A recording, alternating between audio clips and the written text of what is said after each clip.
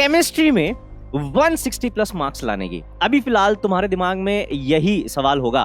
तो बेटा अब हमें परफॉर्म करना है। साल भर जो हमने तैयारी की है, अब वक्त आ गया है परफॉर्म करने का। तो एटलीस्ट 160 प्लस तो हर किसी के केमिस्ट्री में आने ही चाहिए। ठीक है, तो आईओसी में बेटा सबसे पहले तो क्लास नोट्स रिवाइज करो और फिर उसके बाद क्वेश्चंस लगा लो। 5 मई तक क्या क्या करना है, क्या क्या नहीं करना है, उस पर बात करेंगे। तो अगर आप लोगों की थोड़ी बहुत हेल्प हो पाती है तो वो हमारे लिए बहुत सौभाग्य की बात रहेगी। हेलो बच्चों, नमस्कार, सत श्री अकाल, आदाब। कैसे हैं आप सब? तो बेटा आई होप आप सभी स्वस्थ होंगे, मस्त होंगे और अपनी अपनी पढ़ाई में अब तो भयंकर व्यस्त होंगे, क्योंकि बेटा अब समय तो बिल्कुल ना के बराबर बचा है। तो बेटा अभी फिलहाल आई नो आप सभी बहुत तगड़ी मेहनत कर रहे हो, लगे हुए हो एकदम। तो मैं बस आपकी छोटी सी एक हेल्प करने आया हूं। मैं आपको थोड़ा सा गाइडेंस देने आया हूं, कैसे स्ट्रैटेजी बनानी है हमें केमिस्ट्री में 160 प्लस मार्क्स लाने की। अभी फिलहाल तुम्हारे दिमाग में यही सवाल होगा। देखो, जो बच्चे मुझसे पढ़े हुए हैं उनको याद है कि हमने वादा किया था जब ये सेशन हमारा चालू हुआ था, नीट 2024 के लिए जब हमने तैयारी शुरू की थी, पहले ही दिन हमने खुद से प्रॉमिस कर लिया था और हर दिन हम उस प्रॉमिस को दोहराते हैं। क्या था? अब की बार 700 पार। याद है, हमने खुद से प्रॉमिस किया था कि हमें जाना है अब की बार 700 पार। हम नहीं रुकेंगे किसी भी कंडीशन में, नहीं रुकेंगे। तो बेटा अब हमें परफॉर्म करना है। साल भर जो हमने तैयारी की है, अब वक्त आ गया है परफॉर्म करने का। अब हम बिल्कुल भी गलतियां नहीं कर सकते। हमारी जो भी साल भर की मेहनत है, अगर उसका फल हमें लेना है तो अब एक छोटी सी गलती भी हमारा बहुत बड़ा नुकसान कर सकती है। तो हमें वो छोटी सी गलती भी नहीं करनी है। ठीक है, तो इन चीजों का ध्यान रखना। और अब केमिस्ट्री में अगर अपन बात करें, अगर हमें 700 पार पहुंचना है तो ऑब्वियसली हमें फिजिक्स में, केमिस्ट्री में, बायोलॉजी में, सभी में नंबर तो अच्छे चाहिए, है ना? तो एटलीस्ट 160 प्लस तो हर किसी के केमिस्ट्री में आने ही चाहिए। वैसे तो मैं आपको पता ही है, मैं बोलता हूं कि 180 आउट ऑफ 180 आते हैं केमिस्ट्री में और लाए जा सकते हैं, बट फिर भी अपन ये मान लें, थोड़ा सा लक फैक्टर भी मान लें कि एक या दो क्वेश्चन गलत हो गए तो भी 160 प्लस तो बेटा आराम से लाए जा सकते हैं। अब वो कैसे लाए जा सकते हैं? अगर आपने साल भर पढ़ाई की है, नॉर्मल सिर्फ क्लासेस भी अटेंड की है, तो भी आप बहुत इजीली 160 प्लस मार्क्स लेकर आ सकते हो। तो वो कैसे करना है? How to get 160 plus marks in chemistry, ये कैसे पॉसिबल होगा? चलिए इस पर थोड़ी सी नजर डालते हैं, थोड़ी बहुत बातचीत करते हैं। तो आई होप आपको थोड़ी सी हेल्प मिलेगी अपनी तैयारी को किस तरीके से स्ट्रैटेजिकली आगे बढ़ाना है। 5 मई तक क्या क्या करना है, क्या क्या नहीं करना है, उस पर बात करेंगे। तो अगर आप लोगों की थोड़ी बहुत हेल्प हो पाती है तो वो हमारे लिए बहुत सौभाग्य की बात रहेगी। तो बेटा ये जो काम है 160 प्लस लाने का, ये काम देखो, अगर नॉर्मल खुद भी आप बैठकर भी सोचोगे कि यार मैं कैसे 160 प्लस मार्क्स लेकर आ सकता हूं, तो ये स्ट्रैटेजी आप खुद भी बना सकते हो। ठीक है, कुछ नहीं है, कोई एक रॉकेट साइंस नहीं देने वाला मैं आपको, मैं कोई ऐसी ट्रिक नहीं बताने वाला कि यार तुम ये कर लो फिर तो 160 प्लस आना ही है। जैसे कि तुम्हें याद है ना कि कैसे नीट क्रैक करें 24 आवर्स में, एक महीने के अंदर कैसे 720 में से 720 लाएं। ये कोई वैसा वाला वीडियो नहीं है कि बिना पढ़े कैसे टॉप करें, तुक्का लगाकर क्वेश्चन कैसे सही करें, तुक्का लगाने की ट्रिक। ये सब फालतू के वीडियोस होते बेटा, ऐसा कुछ नहीं करने वाले अपन। मैं बिल्कुल प्रैक्टिकल बात करने वाला हूं और सिर्फ वही चीजें मैं आपको बताऊंगा जो आपको करनी है, जो आपके लिए इस वक्त एकदम जरूरी है। तो बेटा अगर 160 प्लस मार्क्स चाहिए तो ऑब्वियसली ये किसी भी सब्जेक्ट में आप उठा लो, आपको उस सब्जेक्ट का अब रिवीजन करना है, क्योंकि आपका सिलेबस तो कंप्लीट हो चुका है। ये 3 पॉइंट ही सबसे ज्यादा इंपॉर्टेंट है अब आपके लिए, क्योंकि अब आपका सिलेबस कंप्लीट हो चुका है। तो आपको सबसे ज्यादा जो नीड है, सबसे ज्यादा जो इंपॉर्टेंट है अब आपके लिए, वो है बेटा रिवीजन। तो आपने अगर साल भर क्लासेस अटेंड की है, नोट्स वगैरह बनाए होंगे, ठीक है, वो बहुत काम आने वाले हैं अपने रिवीजन के लिए। कैसे करना है रिवीजन, मैं केमिस्ट्री में कैसे रिवीजन करना है वो आपको डिटेल में अभी आगे बताऊंगा। फिर कैसे करनी है क्वेश्चन प्रैक्टिस, वो भी मैं आगे बताऊंगा कि क्वेश्चन प्रैक्टिस के लिए आपको क्या क्या करना है। और फिर इन दोनों को कर लेने के बाद जो सबसे मेन खेल है बेटा, वो है कॉन्फिडेंस का। अगर आपको कॉन्फिडेंस नहीं आता अंदर से कि मैं सेलेक्ट हो जाऊंगा, तो आपका सिलेक्शन अभी भी 50-50 है बेटा, अभी भी 50-50 है। लेकिन अगर आपको कॉन्फिडेंस आ गया एक बार कि नहीं यार मैंने पढ़ाई तो की है और मेरे से क्वेश्चन भी बन रहे हैं, क्वेश्चन तो मैं बना ले रहा हूं, सर ने जो डीपीपी दी थी वो मैंने बना ली, प्रैक्टिस शीट मैंने बना ली, मॉड्यूल के क्वेश्चन मुझसे बन रहे हैं। अच्छा, सर ने बोला था एनसीईआरटी एग्जाम्पलर कर लेना, एनसीईआरटी एग्जाम्पलर के भी लग गए मुझसे क्वेश्चन। तो अगर इतना कर लिया ना बेटा, तो कॉन्फिडेंस तो तुम्हारे अंदर आ ही जाएगा। बिल्कुल। वो अलग बात है कि तुम मानने को राजी नहीं होते, इतना करने के बाद भी तुम यही कहते हो कि सर कॉन्फिडेंस नहीं आ रहा। वो क्यों नहीं आ रहा? क्योंकि तुमने ये सोच बना रखी है अपने अंदर कि मेरा सिलेक्शन कैसे हो सकता है, मुझसे क्वेश्चन सही कैसे हो सकता है, मैं कैसे नीट निकाल सकता हूं। तुम अंदर ही अंदर ये सोचते हो, तो वो गलत है बेटा। आपने अगर अच्छे से पढ़ाई की है तो आपके अंदर कॉन्फिडेंस होना चाहिए इस चीज को लेकर कि अरे नीट क्रैक करेंगे। ऐसे कैसे क्रैक नहीं होगा? साल भर मेहनत की है, होके रहेगा, कोई नहीं रोक पाएगा। नीट तो मैं क्रैक करके ही रहूंगा, डॉक्टर तो बनना ही है किसी भी हाल में। ऐसा कॉन्फिडेंस रहना चाहिए, एटीट्यूड होना चाहिए आपके अंदर एक स्टूडेंट वाला कि यार मेहनत की है, कैसे नहीं होगा। ठीक है, तो बेटा ये तीन चीजें बहुत ज्यादा जरूरी, जिसमें से ये दो पर हम डिटेल में बात करेंगे और फिर इसके बारे में आपको थोड़ा सा लास्ट में मैं थोड़ी जरूरी बातें बताऊंगा। तो सबसे पहले अपन बात करते हैं बेटा रिवीजन की। कैसे करें रिवीजन? मैं सिर्फ केमिस्ट्री की बात करूंगा, बाकी सब्जेक्ट्स में जो आपके टीचर्स हैं वो बहुत अच्छे से आपको गाइड कर ही रहे। तो बेटा केमिस्ट्री की हम बात करें अगर, तो केमिस्ट्री में रिवीजन कैसे करना है? देखो, केमिस्ट्री एक सब्जेक्ट नहीं है बेटा, केमिस्ट्री तीन सब्जेक्ट्स का ग्रुप है। इसमें से दो जो है इनऑर्गेनिक और ऑर्गेनिक केमिस्ट्री, ये आप ये मान लो कि भाई भाई हैं एक जैसे, जिनका नेचर एक जैसा है। फिजिकल केमिस्ट्री का बिहेवियर थोड़ा सा अलग है। आपको इनऑर्गेनिक और ऑर्गेनिक को कैसे तैयार करना है और फिजिकल को कैसे तैयार करना है, दोनों के लिए स्ट्रैटेजी थोड़ी सी अलग अलग लगानी पड़ेगी। ऐसा नहीं कर सकते आपकी एक ही तरीके से तीनों सब्जेक्ट्स को रिवाइज कर लो। क्या रिवाइज करने का तरीका इनऑर्गेनिक केमिस्ट्री और फिजिक्स का सेम हो सकता है? बिल्कुल भी नहीं हो सकता। अगर आप एक सीरियस स्टूडेंट है, आपने साल भर पढ़ाई की है, आपने अच्छे से पूरा सिलेबस कवर किया है, तो ये बात आप भी समझते होंगे कि मैं फिजिक्स को और इनऑर्गेनिक केमिस्ट्री को दोनों को एक ही तरीके से तो रिवाइज नहीं कर सकता। और एक ही टाइम स्लॉट में आपको दूं, जैसे मैंने आपको बोला कि लगभग लगभग सेम लेंथ का एक चैप्टर फिजिक्स में और सेम लेंथ का एक चैप्टर केमिस्ट्री इनऑर्गेनिक केमिस्ट्री में, अगर मैं आपको बोलूं कि इनको रिवाइज करो, तो आप एक ही टाइम स्पान में दोनों को रिवाइज नहीं कर सकते, क्योंकि दोनों का तरीका अलग है रिवाइज करने का, है ना। तो कैसे रिवाइज करना है बेटा? तो केमिस्ट्री को अपन ने तीन पार्ट में डिवाइड कर लिया है। एक है इनऑर्गेनिक केमिस्ट्री, जो सबसे ज्यादा बदनाम है इन चीजों को लेकर कि इसमें तो रटना पड़ता है ना। तो बेटा अगर आप मुझसे पढ़े हुए हो, आपने पीडब्ल्यू में इनऑर्गेनिक केमिस्ट्री अगर पढ़ी है, तो आपको इतना तो क्लियर हो गया होगा कि इनऑर्गेनिक केमिस्ट्री भी रटने वाला सब्जेक्ट तो नहीं है। जितना बाकी सब्जेक्ट्स में रटना पड़ता है, उतना ही इसमें भी रटना पड़ता है। ऐसी कोई दिक्कत वाली बात नहीं है। सेम चीज है ऑर्गेनिक केमिस्ट्री के लिए, ऑर्गेनिक भी उतनी ही जरूरी है जितनी की फिजिकल और इनऑर्गेनिक। तो बेटा इन दोनों को रिवाइज करने के लिए आपको क्या स्ट्रैटेजी रखनी है मैं बताता हूं। बहुत आसान सी चीज है, मतलब ऐसी कोई वो मतलब बड़ी बात नहीं है। इनऑर्गेनिक केमिस्ट्री और ऑर्गेनिक केमिस्ट्री को रिवाइज करने के लिए बेटा आपके सबसे ज्यादा जो चीजें काम आने वाली है, वो है आपके खुद के हैंड रिटन नोट्स।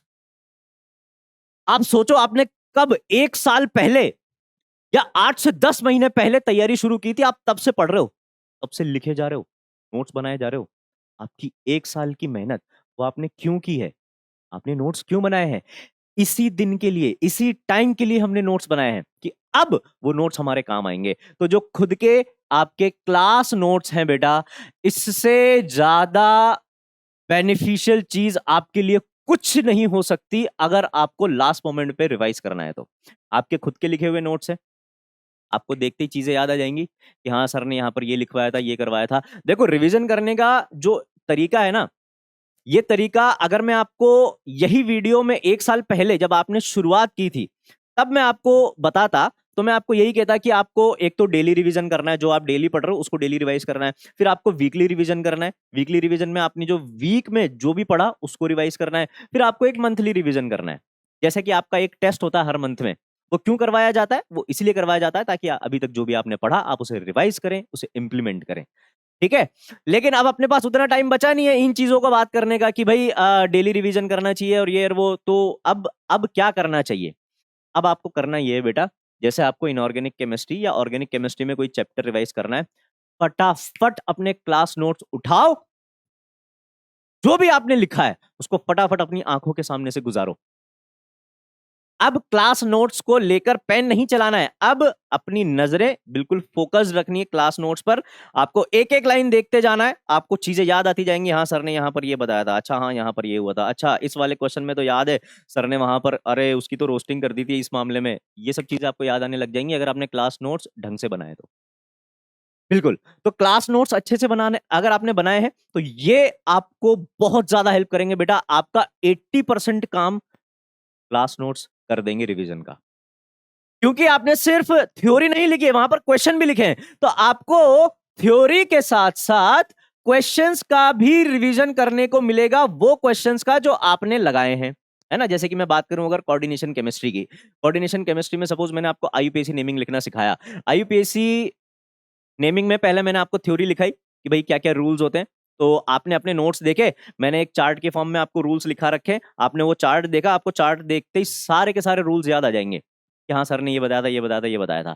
फिर उसके बाद अपन ने बहुत सारे क्वेश्चन किए थे आईयूपीएससी नेमिंग लिखने वाले, तो वो जो क्वेश्चन हमने किए थे आप उनको भी देखो कि हाँ इस क्वेश्चन में ये नाम लिखा था, इस क्वेश्चन में अच्छा यहाँ पर सर ने बताया था कि अमोनिया जब लिगेंड की तरह आए तो उसमें डबल एम का यूज करना है, उसका नाम प्यार से लेना है अमाइन, ऐसे करके। जब ये चीजें याद आती जाएंगी ना, आपको कॉन्फिडेंस धीरे धीरे आता जाएगा कि हाँ यार मैंने पढ़ा है, मुझे आता है, मुझसे क्वेश्चन बनेंगे।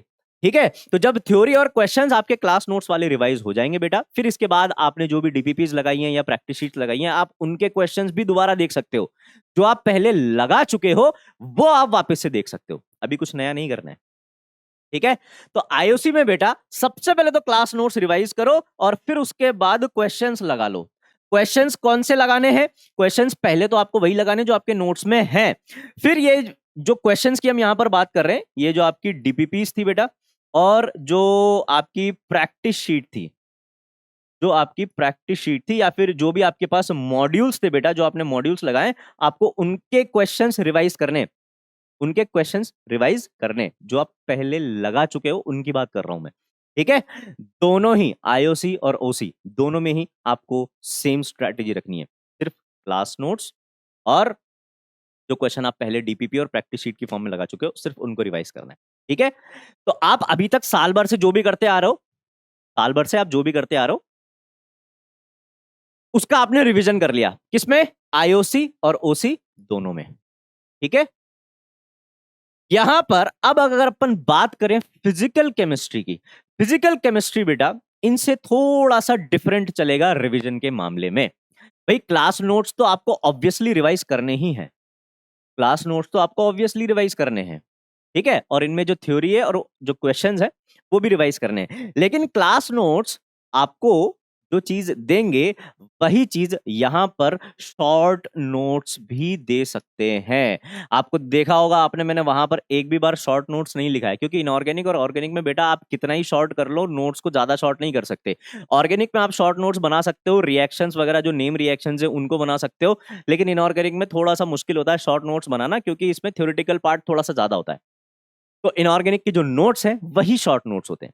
ठीक है, तो इसलिए आप शॉर्ट नोट्स की यहां पर अगर लोड ना भी लो तो भी चलेगा, लेकिन बेटा फिजिकल केमिस्ट्री में बिना शॉर्ट नोट्स के आप रिवाइज नहीं कर सकते। आपका बहुत टाइम जाएगा अगर आप बिना शॉर्ट नोट्स के रिवाइज कर रहे हो। तो बेटा जो शॉर्ट नोट्स आपने बनाए हैं चैप्टर के, जो भी फॉर्मूला शीट्स बनाई हैं, जो भी फॉर्मूला शीट्स बनाई हैं, ये सब अब आपके काम आने वाली हैं बेटा। क्योंकि बस एक बार यहां से फॉर्मूला शीट देखी, शॉर्ट नोट्स देखे, अच्छा यहां पर ऐसा करना है, यहां पर ये लॉ लगाना है, यहां पर ऐसे करना है, तुरंत आपको क्वेश्चंस याद आने लगेंगे। जो क्लास में आपने क्वेश्चंस लगाए थे, जो सर ने आपको क्वेश्चंस करवाए थे, उनको रिवाइज कर लो। फिर उसके बाद वही जो डीपीपीज और प्रैक्टिस शीट्स आपने की हैं, पहले से जो कर रखी हैं, उनको रिवाइज करना है। तो रिवीजन में बेटा पहले स्तर पे आपको रिवीजन कुछ इस तरीके से करना है। इनऑर्गेनिक और ऑर्गेनिक में रिवीजन का ये सीन रहेगा, पीसी में फिजिकल केमिस्ट्री में ये सीन रहेगा।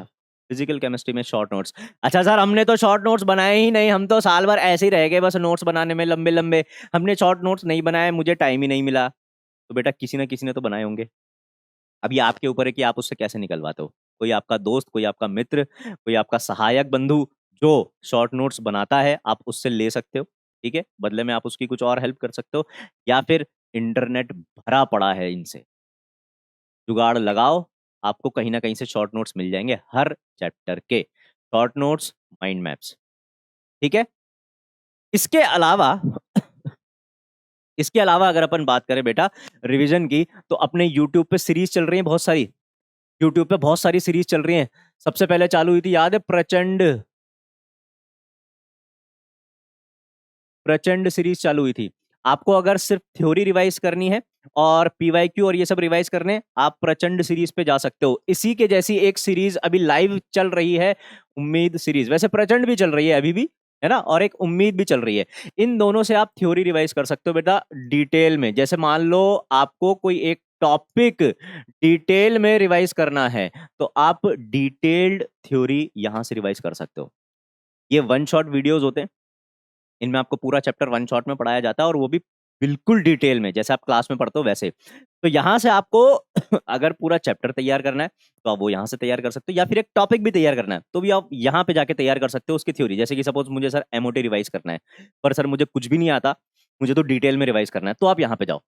लेकिन अगर आपकी थ्योरी अच्छे से रिवाइज हो रखी है तो फिर आप सिर्फ क्वेश्चन प्रैक्टिस करो अपने उत्थान बैच से, है ना। भाई आप चाहते हो कि मैं चाहता हूं सर कोई करवा दे मुझसे प्रैक्टिस, तो आप इनकी हेल्प ले सकते हो। उत्थान बैच में जाओ, आपको वहां पर हर चैप्टर के 1 से 1.5 घंटे में ढेर सारे क्वेश्चंस करवाए जा रहे हैं, थ्योरी भी रिवाइज करवाई जा रही है, आप यहां से कर सकते हो। तो एक रिवीजन प्लान आपका ये हो सकता है, लेकिन इसको करने से पहले बेटा आप इसको जरूर करें।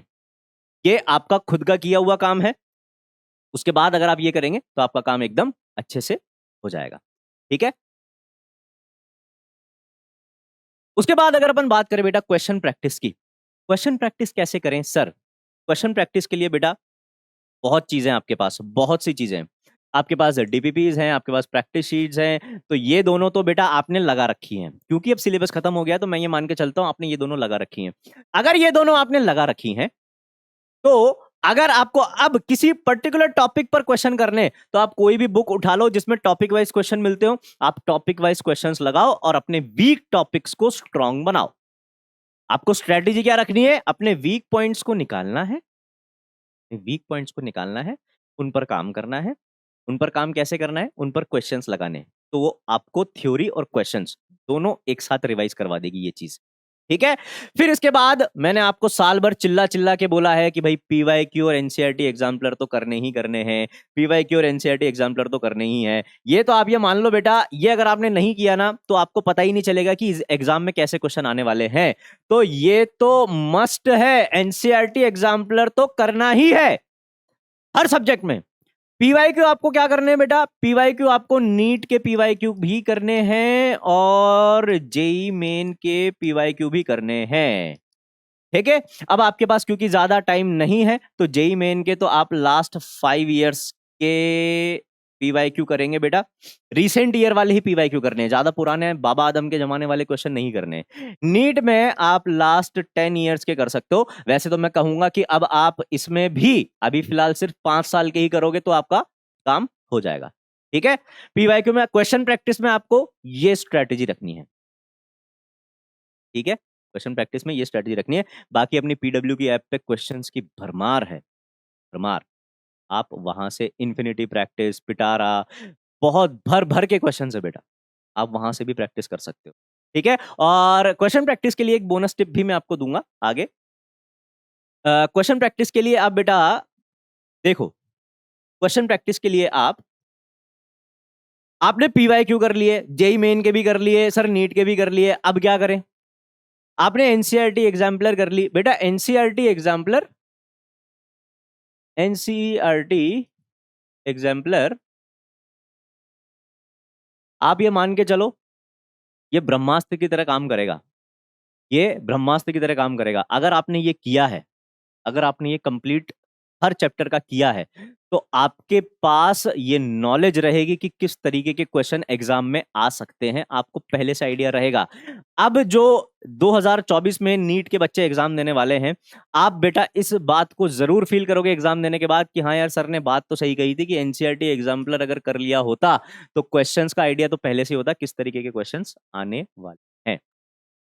अब अगर मैं बोनस टिप की बात करूं कि इसके अलावा आप और क्या कर सकते हो, तो बेटा देखो ऐसा है, पेपर बना रहा है एनटीए, और एनटीए ने हमें ये बोला है कि आप एनसीईआरटी पढ़ो, एनसीईआरटी के बाहर हम कुछ नहीं देंगे, पूरा पेपर एनसीईआरटी से ही आएगा। एनसीईआरटी कैसे कवर की जाए, लाइन बाय लाइन कैसे किया जाए, हम एनसीईआरटी को किस तरीके से तैयार करें कि एनसीईआरटी की लाइन से बना हुआ हर क्वेश्चन हम कर सकें।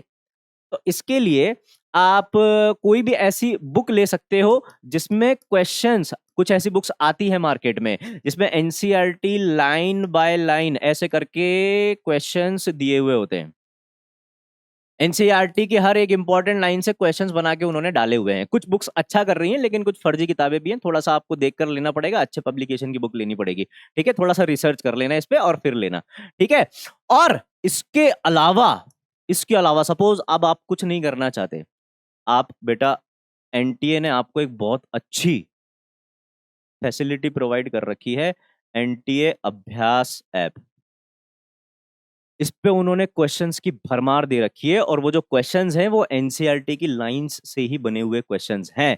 अगर आप चाहते हो फाइनल टच देना अपनी तैयारी को, बेटा आप ये भी कर सकते हो। मुझे ऐसा लगता है कि अब एनटीए जो क्वेश्चन देता है एग्जाम में, वो इनसे मिलते जुलते क्वेश्चन देता है। एनटीए अभ्यास जो ऐप है, वहां पर जो क्वेश्चंस आपको दे रखे हैं, वहां आप जाकर देखोगे तो वो क्वेश्चंस, अपने जो पीवाईक्यू देखना और इसके क्वेश्चंस देखना, आपको मिलते जुलते क्वेश्चंस मिलेंगे। तो आप अपनी practice topic wise practice NTA अभ्यास ऐप से कंप्लीट कर सकते हो। कोई भी टॉपिक वीक है, एनटीए अभ्यास ऐप पे जाओ, उस पर्टिकुलर टॉपिक के क्वेश्चन लगाओ, भर भर के क्वेश्चन मिलेंगे, लगाओ, आपका काम हो जाएगा। ठीक है, इसके अलावा इन्होंने मॉक टेस्ट भी अपने को दे रखे हैं बेटा, इनके मॉक टेस्ट जरूर लगा लेना। ये सबसे जो बोनस टिप की मैं बात कर रहा था, सबसे इंपॉर्टेंट वो ये है कि आप इसके मॉक टेस्ट लगा लो जो एनटीए ने हमें दिए हैं। अगर ये आपने लगा लिए तो आप मान लो कि आपने नीट रेप्लिका दे दिया है, नीट को रेप्लिकेट आपने कर दिया है। बस इतना करना है, इतना करते ही आपको कॉन्फिडेंस आ जाएगा, इतना करते ही कॉन्फिडेंस आ जाएगा। और अगर कॉन्फिडेंस आ गया तो कोई नहीं रोक सकता आपका सिलेक्शन। कॉन्फिडेंस कहीं बाजार में मिलता नहीं है, कॉन्फिडेंस अंदर से आता है। कॉन्फिडेंस अंदर से कब आएगा? जब आप जम के तैयारी करोगे। आपकी तैयारी जितनी ज्यादा मजबूत होगी, उतना मजबूत आपका कॉन्फिडेंस होगा, और जितना मजबूत कॉन्फिडेंस होगा उतना आपकी पकड़ में आपका सिलेक्शन होगा बेटा। याद रखना ये बात। तो कॉन्फिडेंस को बढ़ाने के लिए रिवीजन और क्वेश्चन प्रैक्टिस, ये दो ही आसान से पॉइंट्स हैं जिन पर काम करना है। कैसे काम करना है थोड़ी सी हमने बात की है, मैंने कोशिश की है आपकी थोड़ी सी हेल्प करने की कि किस तरीके से हम अभी के टाइम में ये सब चीजें कर सकते हैं नीट से पहले। तो बेटा ये था आज का हमारा सेशन। आई होप आपको ये वीडियो थोड़ी बहुत हेल्प कर पाएगा, आपकी तैयारी थोड़ी और अच्छे से स्ट्रेटेजिकली आगे बढ़ेगी। तो बस इसी तरीके से बेटा मेहनत करते रहना। मिलेंगे विक्ट्री सेलिब्रेशन में, याद है ना, नागिन डांस करना है विक्ट्री सेलिब्रेशन में हम सभी को। तो बेटा खुद से जो प्रॉमिस किया था उसको याद रखना है। याद है, अब की बार 700 पार, नहीं रुकेंगे किसी भी कंडीशन में। मिलते हैं नीट के एग्जाम के बाद।